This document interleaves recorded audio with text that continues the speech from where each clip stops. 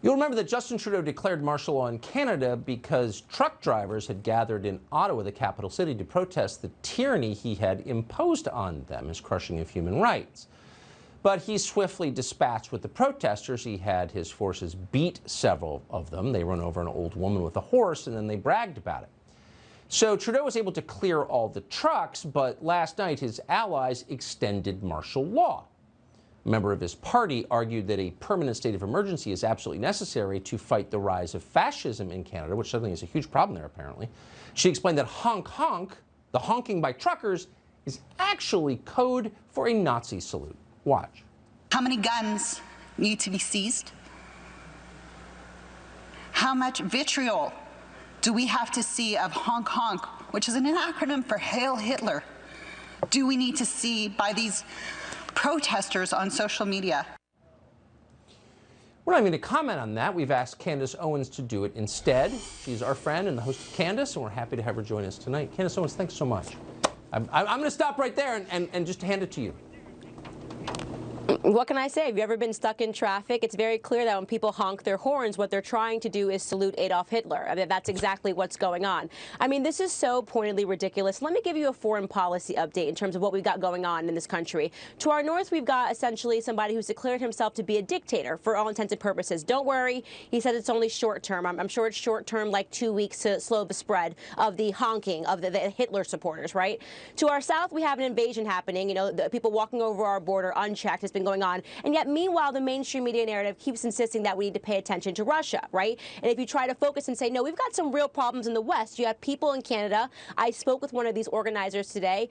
You know, they're getting arrested. Not only are they getting arrested, completely nonviolent protest, zero bail being offered to them, right? That they're not allowing some of these people, the main leaders, out of prison. And they're really trumped up charges that really mean absolutely nothing except you've messed with the state and now you're going to face the consequences. Something that you might see, by the way, under the reign of somebody like, I don't know, Adolf Hitler, Joseph Stalin. All of these things that they keep calling us is exactly what they're guilty of. God forbid you ask people in our mainstream media to cover what's going on in Canada. They're having their bank accounts shut down. Not just the organizers, by the way. People that gave them pizza, brought them food, brought them a cup of coffee. You have restaurants nearby in Ottawa who are having police knock on their doors, and they're being served papers, and they're being told, hey, your bank accounts are now going to be shut down pending further notice. The young man that I was speaking with today told me that they can't feed their families, they can't go out and buy anything. Everything is completely frozen until their dictator, Justin Trudeau, decides that he's going to do something about this. And this is not going to end, by the way. Exactly what they want you to focus on is Russia, though, right? Russia, it's just coming back. The Soviet Union's coming back. Communism's coming back. And they're trying to tell us to ignore what's happening here in the West. I mean, it's absolutely mind-boggling what's taking place. People need to stay focused and keep talking about what's happening at home, because I believe the threat that's happening domestically is way more significant. So you've got non-violent protesters being held without bail. I'm not much of a dot connector, but I feel like there's a familiar template for that.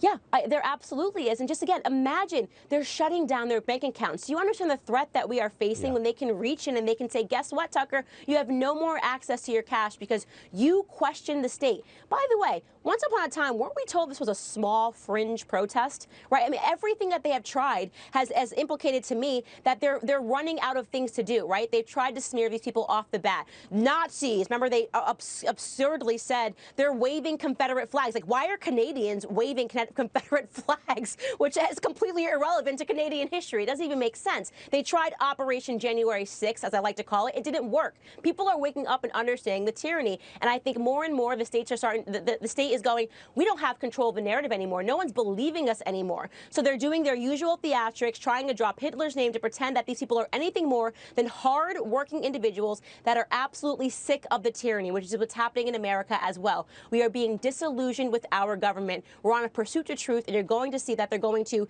increase their iron grip because they realize they're losing control.